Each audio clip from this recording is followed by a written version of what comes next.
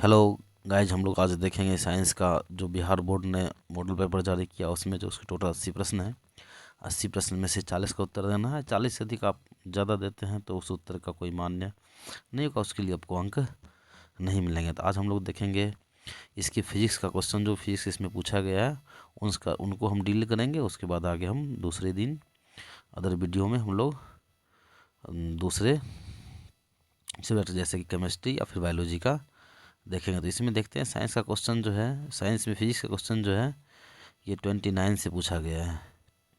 इसमें पहला question physics का ये है कि निकट दृष्टि दोष अथवा दूर दृष्टि दोष के निवारण हेतु प्रयुक्त लेंस द्वारा बना प्रतिबिंब होता है। तो बना प्रतिबिंब जो बनता है, कैसा प्रतिबिंब बनता है? वास्तविक एवं सीधा, काल्पनिक एवं सीधा, और वास्तविक एवं उल्टा। तो इसके द्वारा बना जो प्रतिबिंब होगा वह क्या होगा? तो काल्पनिक एवं सीधा होगा। बॉ का काल्पनिक एवं सीधा होगा। ठीक है गाइज, तो फिर हम लोग देखेंगे दूसरा प्रश्न है, साइड मीटर के रूप में किस दर्पण का में कौन सा दर्पण प्रयुक्त होता है? साइड मीटर के है या पृष्ठदर्शी के है? साइड मीटर के है या पृष्ठदर्शी के? तो इसमें जो है हम लोग प्रयोग करते हैं उत्तल दर्पण। किस दर्पण का? उत्तल दर्पण का। फिर अगला नेक्स्ट क्वेश्चन है, उत्तल लेंस द्वारा प्राप्त प्रतिबिंब होता है। उत्तल लेंस द्वारा बना प्रतिबिंब होता है। उत्तल लेंस के द्वारा हमेशा जो है वह प्रतिबिंब जो होता है आभासी प्राप्त होता है, सीधा होता है, छोटा होता है। तो इनमें से सभी हो जाएगा। आभासी जगह पे काल्पनिक भी हो सकता है।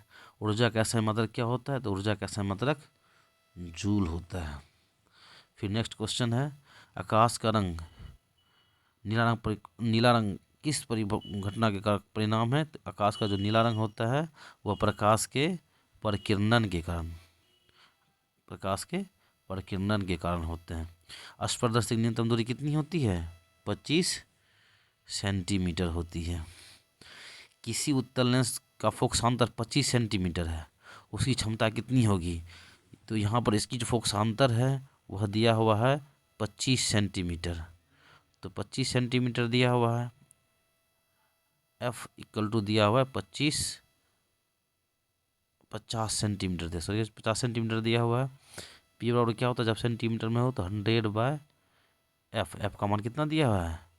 50। दो बार में कटेंगे तो 2 डायोप्टर। और उत्तल लेंस की फोकस दूरी हमेशा क्या होती है? धनात्मक होती है, तो प्लस में हो जाएगी। एक प्रिज्म में कितनी सतहों से घिरे होते हैं? तो एक प्रिज्म गाइज जो घिरे होते हैं वो 5 सतहों से घिरे होते हैं। इसमें त्रिभुज की 2 सतह होते हैं, ऊपर और नीचे का सर्वांग त्रिभुज होता है, और समांतर त्रिभुज जो होते हैं उसके 3 सतह होते हैं। अभिनेत्र लेंस की फोकस दूरी में परिवर्तन किया जाता है। अभिनेत्र लेंस की जो फोकस दूरी होती है उसकी फोकस दूरी में परिवर्तन पक्षामी पेशियां के द्वारा लाया जाता है। पक्षामी पेशियां ही उस लेंस को पकड़ के खींचती है या उस पर दबाव डालती है, जिससे फोकस दूरी में परिवर्तन होता है।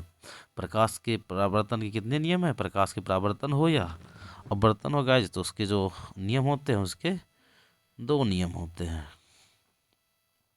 फोटोग्राफी का अभिदृश्य कैसा होता है? उत्तल लेंस की तरह उसका ये होता है।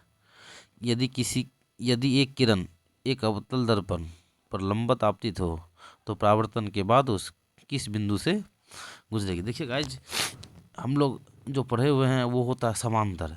यदि एक मन किसी भी दर्पण पर अगर समांतर उत्तल हो या अवतल हो, जब प्रकाश किरण प्रधान अक्ष के समांतर जाती है तो वो फोकस से जाती है। वक्रता केंद्र से जाती है तो बस वक्रता केंद्र से जाती है तो प्रधान अक्ष के समांतर हो जाती है। अब लंबवत है, लंबवत का अर्थात हो गया उस पर प्रधान अक्ष के साथ आएगी उस पर। तो कोई भी प्रकाश किरण जब प्रधान अक्ष के साथ आती है तो वो फिर क्या होती है? उसी दिशा में वहाँ से लौट जाती है, यानी कि ये ध्रुव से जाएगी।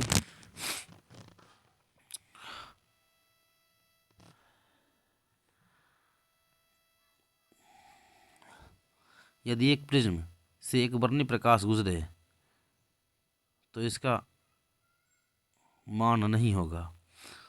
देखिएगा, जिससे जो पहले क्वेश्चन हम लोग थे यहाँ पर जो दिया हुआ है कि एक अवतल दर्पण पर लंबवत अपतीत होती है। तो जैसे हम देखते हैं कि एक अवतल दर्पण है, और अवतल दर्पण पर ये इसका प्रधान अक्ष है, इस पर लंबवत का अर्थ आप ये भी कह सकते हैं प्रधान अक्ष की समांतर ऐसे जा रही है, तो इसमें क्या होगी स्थिति में, ये फोकस से जाएगी। तो इस स्थिति में क्या कर सकते हैं, इसकी फोकस से जाएगी। लेकिन अब जब इसी से जाएगी तो फिर ये क्या हो जाएगी, प्रधान अक्ष के साथ ही जाएगी। तो फिर यहीं से ये यानी कि ध्रुव से जाती है तो फिर उसी एंगल से लौटती है, या इससे जाएगी तो यहीं से लौट जाएगी। यदि एक प्रिज्म से एक वर्णी प्रकाश गुजरे तो इससे क्या नहीं होगा, तो एक प्रिज्म से जब श्वेत प्रकाश किरण गुजरती है तभी वर्ण विक्षेपण होता है। अन्य स्थिति में मान लेते हैं कि लाल प्रकाश किरण गई तो इसमें वर्ण विक्षेपण नहीं होगा, या कोई एक रंग की प्रकाश किरण जाएगी तो उसमें वर्ण विक्षेपण नहीं होगा। वर्ण विक्षेपण तभी होगा जब उससे श्वेत प्रकाश किरण गुजरती है। पवन विद्युत यंत्र में कुंडली को घुमाने का काम मूलतः करती है तो गतिमान हवा है, इसको क्या करती है, घुमाती है।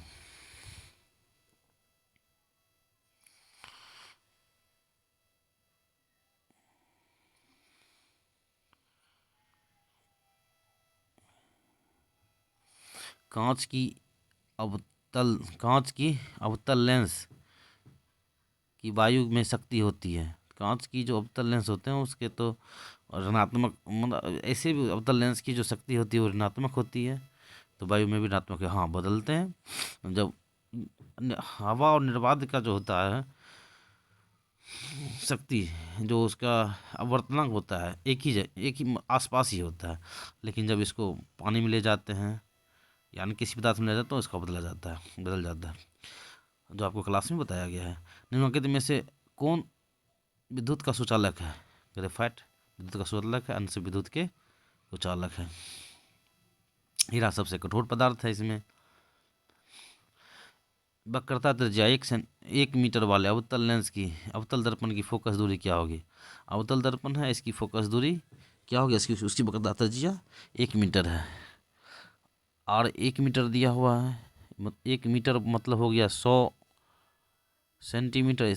फोकस दूरी क्या होती है, इसकी आधी होती है 100/2, यानी कितने हो जाएंगे 50 सेंटीमीटर, बी नंबर का हो जाएगा। सघन माध्यम से प्रकाश किरण विरल माध्यम में जाती है तो अभिलंब से विचलित हो जाती है। जब प्रकाश किरण सघन माध्यम से विरल माध्यम में जाएगी तो हमेशा क्या होती है, अभिलंब के नज़दीक आ जाती है। जब यही प्रकाश किरण सघन माध्यम से विरल माध्यम में जाएगी तो अभिलंब से दूर हट जाती है। जब प्रकाश किरण सघन माध्यम से विरल माध्यम में जाएगी तो वह अभिलंब से दूर हट जाती है। यही अगर विरल से सघन में आएगी तो अभिलंब के नज़दीक हो जाएगी। विद्युत धारा उत्पन्न करने की युक्ति है। विद्युत धारा उत्पन्न करने की युक्ति जनित्र है। जनित्र से विद्युत धारा हम लोग उत्पन्न करते हैं, जनरेटर जिसको कहा जाता है। ऊर्जा का पारंपरिक स्रोत है, ऊर्जा का पारंपरिक स्रोत कोयला है। पारंपरिक स्रोत का मतलब ये कह सकते हैं जो हमारे आदि ज़माने से या दादी के ज़माने से आते चले आ रहा है, वही हो गया। पवन ऊर्जा हो गया, सौर ऊर्जा हो गया, ये सारे तो आज का विज्ञान की देन है, विज्ञान से ही हम लोग करते हैं। तो जो विज्ञान की देन नहीं है, जिसको हम लोग बहुत पुराने ज़माने से कर रहे हैं, वही हो जाएगा उसका ये पारंपरिक स्रोत। कांच, इसमें बहुत ज़्यादा कन्फ्यूजन होता है बच्चों को। कांच की एक समांतर पट्टिका पर श्वेत किरण तिरछी आपतित होती है, इसमें कौन सा वर्तन के साथ घटित होगा, तो इसमें वर्ण विक्षेपण घटित होगा। हमारे घरों में जो विद्युत आपूर्ति की जाती है वह है, हमारे घर में जो विद्युत धारा आपूर्ति की जाती है वह 220 वोल्ट का प्रत्यावर्ती धारा होता है, जिस धारा तो बैटरी के द्वारा दिया जाता है। जस्ता के परमाणु, ये यहाँ से गाइज केमिस्ट्री का गया है, जिसको हम लोग अगले दिन करेंगे। थैंक्स।